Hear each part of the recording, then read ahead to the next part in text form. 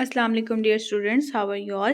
تو آج کی ویڈیو جو ہے کلاس 8 کے لیے ہے، اور کلاس 8 کا ہم چیپٹر نمبر 19 کر رہے ہیں، اخوت اسلامی اور اتحاد ملی۔ یہ ہمارے سبق کا نام ہے۔ اس کے شارٹ کوسچنز آلریڈی ڈن ہو چکے ہیں، آپ پلے لسٹ چیک کر لیجئے فار شارٹ کوسچنز، اور اس ویڈیو میں ہم لانگ کوسچنز کرنے جا رہے ہیں۔ تو پہلا سوال آپ کے پاس بچوں ہے، قرآن مجید اور حدیث نبوی کی روشنی میں اخوت اسلامی اور اتحاد ملی کی اہمیت بیان کرنی ہے۔ اچھا، سوال کو آپ نے غور سے پڑھنا ہے۔ قرآن مجید کے حوالے بھی اس میں آنے چاہیے اور حدیث کے حوالے بھی آنے چاہیے، ٹھیک ہے، اور اس کے ساتھ کچھ لائنز میں اہمیت بیان کرنی ہے۔ تو آنسر کو اس طرح آپ لکھیں گے کہ اس میں قرآن مجید کے حوالے بھی آئیں اور حدیث کے حوالے بھی ہیں۔ اب آنسر پہ آتے ہیں۔ اسلام میں اخوت اسلامی اور اتحاد کی بہت اہمیت ہے۔ قرآن مجید اور حدیث نبی صلی اللہ علیہ وسلم میں مسلمانوں کو آپس میں بھائی چارہ قائم رکھنے اور اتحاد کی اہمیت پر زور دیا گیا ہے۔ قرآن مجید میں اخوت اور اتحاد کیسے ہے؟ تو دو حوالے ہیں اس کے۔ اللہ کی رسی کو سب مل کر مضبوطی سے تھام لو اور تفرقہ نہ ڈالو، یعنی کہ آپس میں جو ہے ایک دوسرے کے ساتھ اختلاف نہ کرو، لڑائی جھگڑے نہ کرو۔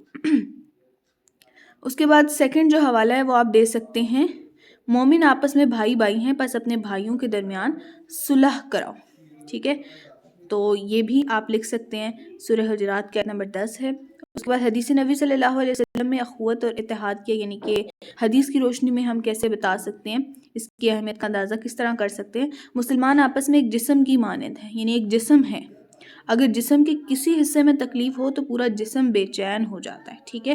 مسلمان چاہے دنیا کے کسی بھی کونے میں ہوں، وہ ایک جسم کی طرح ہے، وہ ایک ہی جسم ہے۔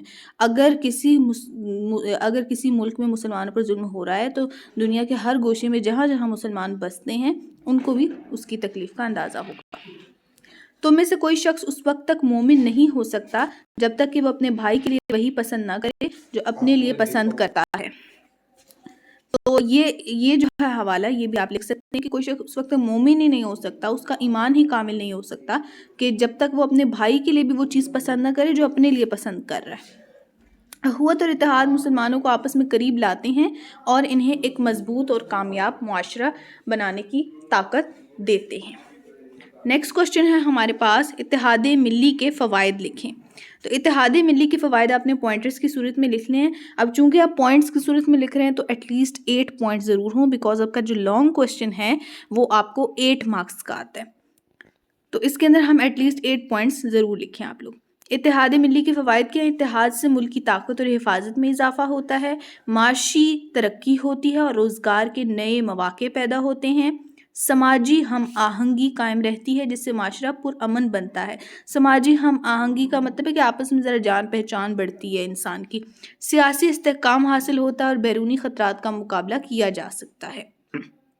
اس کے بعد ہے تعلیمی معیار میں بہتری آتی ہے اور نوجوانوں کی تربیت بہتر ہوتی ہے، ثقافتی ورثے اور روایات کا تحفظ ممکن ہوتا ہے، قدرتی آفات اور ہم آہنگی اور ہنگامی حالات کا بہتر انداز میں سامنا کیا جا سکتا ہے، کیونکہ سب مل کر جو ہے اس حالات کا مقابلہ کریں گے تو پھر چھٹکارا یقیناً ممکن ہو پائے گا۔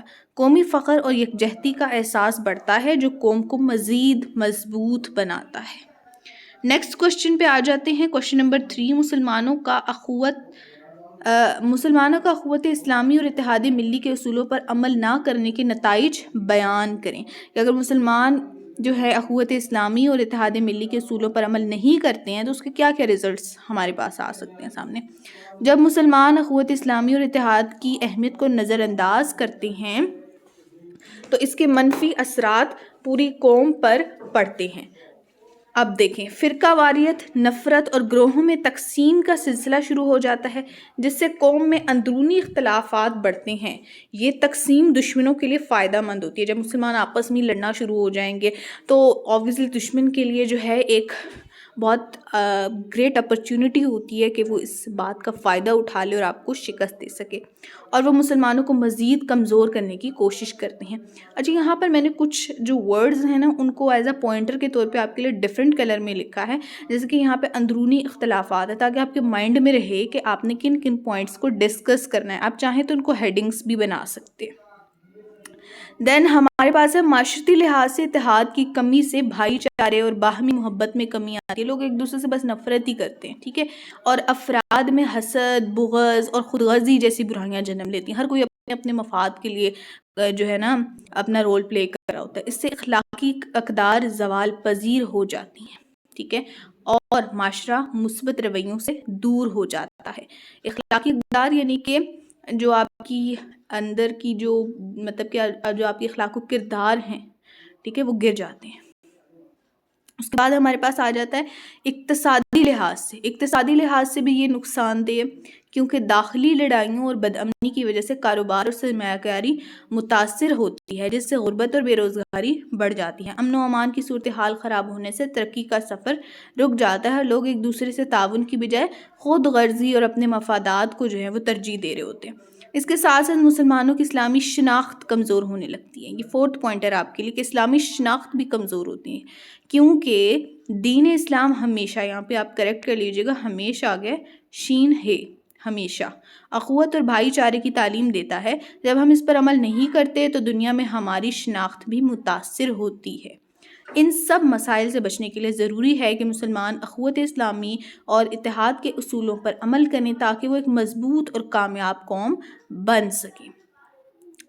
ناؤ نیکسٹ کوشچن پہ چلتے ہیں. کوشچن نمبر 4, آپ اخوت اسلامی اور اتحاد ملی کے حصول کے لیے کیا کردار ادا کر سکتے ہیں, ٹھیک ہے. تو آپ کا کیا رول ہو سکتا ہے وہ ہم اب اس میں ڈسکس کریں گے. اس کے اندر بھی میں نے کچھ پوائنٹرز بنائے ہیں آپ کے لیے, آپ چاہیں تو ان کو بھی ہیڈنگز یا پوائنٹس کی ہیڈنگز کے طور پہ کنسیڈر کیجئے تاکہ آپ کو ایک رہے مائنڈ میں کہ آپ کو ان چیزوں کو آنسر میں ایٹ لیسٹ لکھنا ہے. تو کوئی آنسر دیکھتے ہیں. آنسر میں کیا ہے, اخوت اسلامی اور اتحاد کے لیے ہمیں اپنی ذاتی زندگیوں میں بھی تبدیلی لانی ہوگی. ہمیں ہر مسلمان کو اپنے بھائی کی طرح دیکھنا چاہیے اور ان کے ساتھ حسن سلوک کے ساتھ پیش آنا چاہیے. ہمیں اپنے اختلافات کو مثبت طریقے سے حل کرنے کی کوشش کرنی چاہیے. پازیٹیو طریقے سے ہمیں اپنے جو پرابلمز ہیں ان کا سلیوشن ڈھونڈنے کی کوشش کرنی چاہیے اور باہمی تعاون کو فروغ دینا چاہیے, یعنی آپس میں مل جل کر کام کرنے کو جو ہے ترجیح دینی چاہیے تاکہ ہم ایک دوسرے کی مدد کر سکیں. دین ہے یہ ضروری ہے کہ ہم اپنے معاشرتی اور دینی اجتماعات میں اخوت اور اتحاد کے پیغامات کو اجاگر کریں, ٹھیک ہے. کہیں پر بھی کوئی محفل ہو رہی ہے, کوئی کانفرنس ہو رہی ہے, کچھ بھی ہو رہی ہے, تو وہاں پہ اس بات پر ضرور زور دیا جائے کہ ہمیں آپس میں اخوت اور اتحاد سے کام لینا ہے. دوسرے لوگ بھی ان اصولوں کی اہمیت کو سمجھیں اور اس پر عمل کریں. مدرسوں, مساجد اور مختلف فورمز پر اس بات پر زور دیا جائے کہ مسلمانوں کی طاقت ان کے اتحاد میں ہے, ٹھیک ہے. مسلمان اگر اتحاد کر لینا تو پھر وہ سب سے طاقتور قوم بن جائیں گے. ہمیں اپنے اندر کے غرور تکبر کو ترک کرنا ہوگا, ختم کرنا ہوگا اور ایک دوسرے کے ساتھ مکمل تعاون کے جذبے کے ساتھ زندگی گزارنی چاہیے. اگر ہر فرد اپنے آپ میں اخوت اور اتحاد کی اہمیت کو سمجھے اور اس پر عمل کرے تو ہم ایک مضبوط اور کامیاب امت بن سکتے ہیں. اس طرح نہ صرف مسلمانوں کی طاقت بڑھ جائے گی بلکہ دنیا بھر میں مسلمانوں کی مثبت شناخت قائم ہوگی, یعنی کہ پازیٹیو آئیڈینٹی کے طور پر مسلمان جو ہے پوری دنیا میں, پورے گلوب آف میپ پہ چھا جائیں گے, ٹھیک ہے. سو یہ تھا آج کی ہمارا لیکچر. تو آئی ہوپ آپ کو ساری چیزیں سمجھ آئی ہوں گی اور آپ کو آنسرس ملے ہوں گے. اگر آپ کو نوٹس چاہیے ہیں تو بچے آپ لوگ جو ہیں اسی ویڈیو کے ڈسکرپشن میں جائیے, وہاں پہ آپ کو واٹس ایپ چینل کا لنک ملے گا, اس کو آپ جوائن کر لیجیے, وہاں پر یہی نوٹس آپ کو مل جائیں گے, ٹھیک ہے. اور آپ کی کوئی بھی سجیشن ہے تو موسٹ ویلکم, آپ نیچے کامنٹ میں ضرور اپنی سجیشن بھی دیا کریں. اور اگر آپ کسی اور چیپٹر کی ویڈیو چاہتی ہیں پہلے تو وہ بھی آپ نیچے کامنٹ کر سکتی ہیں. جزاکم اللہ خیرہ.